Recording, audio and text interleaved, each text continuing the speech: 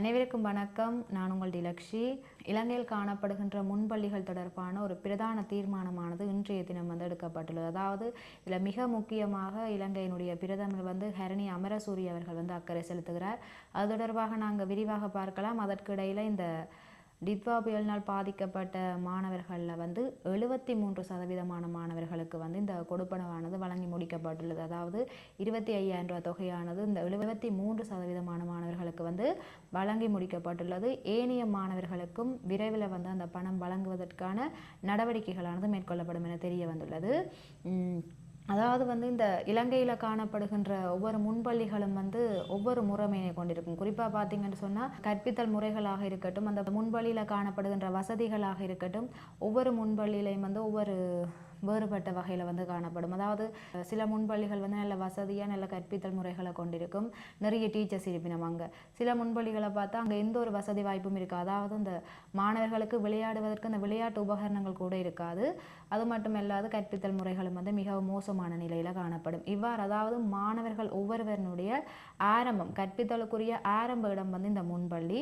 அது மிகவும் சிறப்பாக இருந்தால் மாத்திரமே அந்த மாணவர்கள் எதிர்காலத்தில் சிறந்து விளங்குவார்கள். மாணவர்கள் நமது நாட்டினுடைய எதிர்கால தூண்களாக காணப்படுகிறார்கள். ஆகவே அவர்களுடைய ஆரம்ப கற்பித்தலிடம் மிகவும் சிறப்பானதாக இருக்க வேண்டும். ஆகவே இந்த புதிய அரசாங்கம் இந்த முன்பள்ளி தொடர்பான பல்வேறு வகையான தீர்மானங்களை எடுத்திருக்கின்றார்கள். அதாவது குறிப்பாக இலங்கையில் காணப்படுகின்ற அனைத்து முன்பள்ளிகளையும் ஒரே தரத்தின்கள் கொண்டு வருவதற்கான நடவடிக்கை மேற்கொள்ளப்பட்டுள்ளது. அது மட்டுமல்லாது அனைத்து முன்பள்ளிகளையும் ஒரே மாதிரியான கல்வி நடவடிக்கை. அவ்வாறான கல்வி நடவடிக்கைகள் மட்டும் இல்லாது இந்த வசதி வாய்ப்புகளை முன்பள்ளிகளில் ஏற்படுத்தி கொடுப்பதற்கான நடவடிக்கையும் மேற்கொள்ளப்பட்டுள்ளது. உண்மையிலே இது ஒரு நல்ல ஒரு விடயம். அதாவது எங்கட இடத்துல காணப்படுற முன்பள்ளி எடுத்து பார்த்தா கூட அங்கே பார்த்தீங்கன்னு சொன்னால் விளையாட்டு உபகரணங்கள் கூட அந்த முன்பள்ளியில் இல்லை. அங்கு காணப்படுகின்ற மாணவர்கள் பல்வேறு பிரச்சனைகளை எதிர்கொள்கிறார்கள். ஆகவே இவ்வாறான அனைத்து குறைபாடுகளையும் தீர்ப்பதற்கு தற்பொழுது நடவடிக்கைகள் மேற்கொள்ளப்பட்டுள்ளதாக தெரிய வந்துள்ளது. அது மட்டுமல்லாது இந்த முன்பள்ளி ஆசிரியர்களுடைய சம்பளமானது மிக மிக குறைவாக காணப்படுகின்றமையினால் அதனை தற்போது இல்லாவிட்டாலும் எதிர்காலத்தில் அதனை அதிகரிப்பதற்கான நடவடிக்கையும் மேற்கொள்ளப்படுகின்றது. ஆகவே உண்மையிலே இது ஒரு நல்ல விடயம்.